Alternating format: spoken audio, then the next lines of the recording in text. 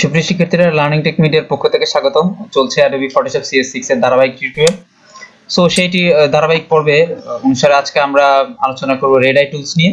So আমরা দেখতে পাচ্ছি স্পোর্টেলিং ব্রাশ টুল যে গ্রুপে রয়েছে সেই গ্রুপে একটি টুলস রয়েছে রেড আই টুল। সো রেড আই টুল আসলে কেন ইউজ করা হয়? রেড আই টুল হচ্ছে ধরেন কোনো সময় আমরা ফটো এডিটিং এর সময় দেখি যে কারো কারো যে আইবল রয়েছে সেটা হচ্ছে চোখের যে আইবল সেটা হচ্ছে আপনার রেড কালারের। সো ওই রেডনেসটা দূর করার জন্য আসলে রেড আই টুলসটি ইউজ করা হয়। তো এখন কথা হচ্ছে আসলে রেড আই অর্থাৎ লাল চোখের মানুষ কি আসলে দুনিয়াতে আছে কিনা? তো অবশ্যই আছে, আপনারা গুগলে সার্চ করলে অনেক পেয়ে যাবেন। যেমন আমি এরকম একটি পিকচার ডাউনলোড করে নিয়েছি। সো পিকচারটা আপনাদেরকে দেখাই। যেমন এখানে দেখুন যে এখানে পুরো চোখের যে আইবলটি সেটা হচ্ছে কিন্তু রেড রঙের। তো এটা যদিও একটু মানে আপনাদের অবাস্তব মনে হচ্ছে, কিন্তু আসলে লাল রঙের কিন্তু এরকম লাল চোখের মানে আইবল মানুষ কিন্তু দুনিয়াতে আসলে আছে। সো এটা হয়তো একটু বেশি এডিটিং করা দেখে এরকম মনে হচ্ছে, এবং এটা আমি সিলেক্ট করেছি আমাদের দেখানোর সুবিধার্থে। সো দেখুন কিভাবে আমরা এটি রিমুভ করব সেটা দেখে আসি। এখানে প্রথমে আমরা রেড আই টুলটি সিলেক্ট করব। সিলেক্ট করার পর দেখুন উপরে কিন্তু আমাদের যে অপশন বারটি বা কন্ট্রোল প্যানেল রয়েছে সেখানে কিন্তু বেশি কিছু নেই। এখানে আছে পিপল সাইজ।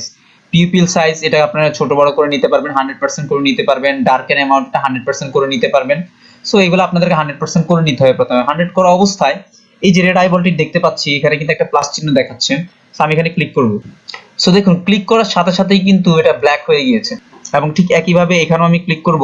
ক্লিক করার পরে দেখুন এটা কিন্তু ব্ল্যাক হয়ে গেছে। এখন যদি আমি এটাকে মিনিমাইজ করি, দেখুন কোনো মতেই কিন্তু বোঝা যাচ্ছে না যে এই চোখটা এতক্ষণ লাল রঙের ছিল, আইবলটি লাল রঙের ছিল, এবং এটা কিন্তু খুবই নরমাল থিং মনে হচ্ছে। সো এটা কিন্তু খুবই ছোটখাটো একটি ব্যাপার, কিন্তু খুবই গুরুত্বপূর্ণ একটি টুল। সো আমি আবার যদি কন্ট্রোল জেড প্রেস করে কন্ট্রোল অল্টার জেড প্রেস করে আবার আগের অবস্থায় নিয়ে যাই, দেন আবারও আপনাদেরকে দেখাই যে আমি এটাকে মানে প্রেস করলে কিভাবে কালো হয়ে যাচ্ছে। সো এখানে কিছু বিষয় রয়েছে, আমি আবার আগের অবস্থায় নিয়ে যাই। যে এখানে যে পিপল সাইজ 100% এবং ডার্কেন অ্যামাউন্ট কিন্তু 100% করে দিয়েছে, এই জন্য কিন্তু আপনাদের এটি এরকম দেখাচ্ছে। এখন আমি যদি এটাকে 50% করে দেই এখানে, তাহলে কিরকম পরিবর্তন আসবে একটু দেখে নিই। সো আমি এবার এখানে ক্লিক করব, এটাকে পিপল সাইজ 50% করে। সো দেখুন এখানে ক্লিক করার পরে এটা কিন্তু কম কম আসলে কালো কালারের হয়েছে। এতক্ষণ কিন্তু একটা ডার্ক কালারের কালো হয়েছিল। যেমন আমি এটা 50% থাকার কারণে কিন্তু হচ্ছে এটা দেখানো যাচ্ছে কিন্তু অলরেডি। দেন এটাকে আমি আবার 100% করে জুম করে আপনাদেরকে দেখাই। 100% করে নিলাম, করে আমি তারপর এখানে আমি ক্লিক করি। দেখুন এটা কিন্তু আর একটু গাঢ় হয়ে গিয়েছে। দেন আমি কন্ট্রোল জেড প্রেস করে আগের অবস্থানে নিয়ে যাই। দেন আবার আমি ক্লিক করি। দেখুন এখানে কিন্তু যে চারপাশের যে অন্যান্য জায়গা রয়েছে সেটা সহ কিন্তু কালো হয়ে যাচ্ছে। সো এখন আমি কিন্তু ডার্কেন অ্যামাউন্ট 50% করে দেই। দেখি এখানে কি পরিবর্তন আসে। সো এখন আমি এটাকে এখানে ক্লিক করি। সো দেখুন এখানে কিন্তু একটু আশেপাশের জায়গা জুড়ে সে পরিবর্তন করে নিচ্ছে। আমি এখানে যাই, ডান পাশের যেটি আছে সেখানে আমি 50% অবস্থায় আমি এটাকে রাখা অবস্থায় আমি এটাতে ক্লিক করি। দেখুন এখানে একটু ডার্কনেসের পরিমাণটা কম এসেছে। আমি যদি এটাকে আরো কমিয়ে দেই, কন্ট্রোল জেড প্রেস করে তার আগে আগের অবস্থানে নিয়ে যাই। আমি আগের অবস্থানে নিয়ে গেলাম এবং এটাকে ধরুন 10% করে দিই। 10% করে দেই এবং পিপল সাইজটা 50% করে দেই, তাহলে হয়তো আপনাদের একটু ডিফারেন্ট মনে হবে। দেন করে দেওয়া অবস্থা আমি এখানে ক্লিক করব। ক্লিক করা অবস্থায় দেখুন একটু ভালো করে লক্ষ্য করুন, এখন কিন্তু এই যে আইবলটি সেটা কিন্তু পুরোপুরি ব্ল্যাক হয়নি, এটা কিন্তু হালকা ব্ল্যাক হয়েছে। সো আমি এটাকে কন্ট্রোল জেড প্রেস করে আগের অবস্থানে নিয়ে যাই। দেন এবার আমি 100% করে আপনাদেরকে দেখাই। 100% করলাম পিপল সাইজ এবং অ্যামাউন্ট, ডার্ক অ্যামাউন্টটা 100% করলাম। করার পরে যদি আমি এখানে ক্লিক করি, দেখুন এখন কিন্তু পুরোই ব্ল্যাক হিসেবে নিয়ে নিয়েছে।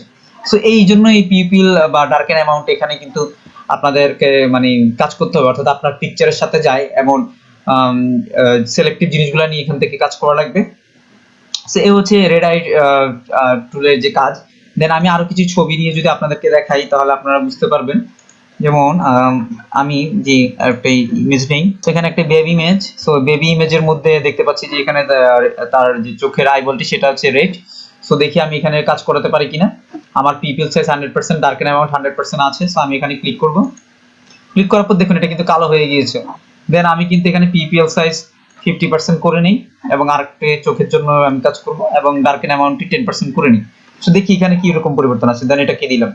সো আপনারা দেখুন এটাকে আমি যদি জুম করি, এখানে বাঁ পাশের যে আইবলটি আছে সেটি কিন্তু আপনার 100% সাইজ দিয়ে করা, 100% পিপিএল সাইজ এবং ডার্কেন অ্যামাউন্ট 100% দিয়ে করা। তো দেখুন এটা কিন্তু যতটুকু গাঢ়, ডান পাশেরটি কিন্তু ততটুকু গাঢ় নয়, কারণ ডান পাশেরটি আমি পিপল সাইজ 50% ও ডার্কেন অ্যামাউন্ট 10% দিয়ে কাজ করেছি।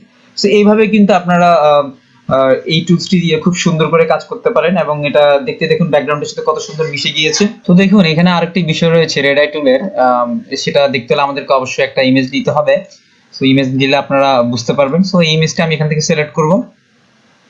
এখানে কিন্তু যে আই বলটি সেটা কিন্তু আসলে ব্ল্যাক রয়েছে, কিন্তু যে আশেপাশের চারপাশের যে চোখের অংশ রয়েছে সেটা কিন্তু লাল অবস্থায় আছে। সো এই ক্ষেত্রে কিন্তু রেড আই টুল কাজ নাও করতে পারে। তারপর আমরা চেষ্টা করে দেখব, যেমন ডার্ক অ্যামাউন্ট আমি 100% করে দেই এবং পিপল সাইজ আমি 100% করে দিলাম।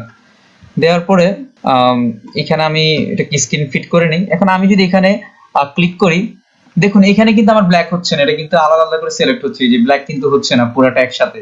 সো এই ক্ষেত্রে কিন্তু আপনি এই রেড আই টুল দিয়ে এদেরকে কিন্তু রেড আই যে রিমুভাল অর্থাৎ রেড যে কালার আছে সেটা কিন্তু রিমুভ করতে পারবেন না।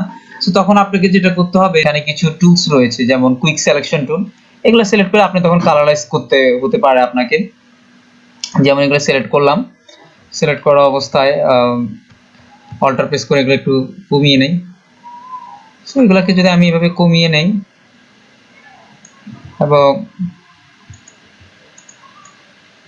যে মাঝে যদি নেই, এখন তারপরে আমি এটা যে ব্যাকগ্রাউন্ড ফোরগ্রাউন্ড কালারে যদি চেঞ্জ করে নেই বা অন্য রকম করে নেই, ব্ল্যাক ব্ল্যাক করে নেই, তখন এগুলো আপনি এইভাবে চাইলে এগুলো কালার পরিবর্তন করতে পারেন।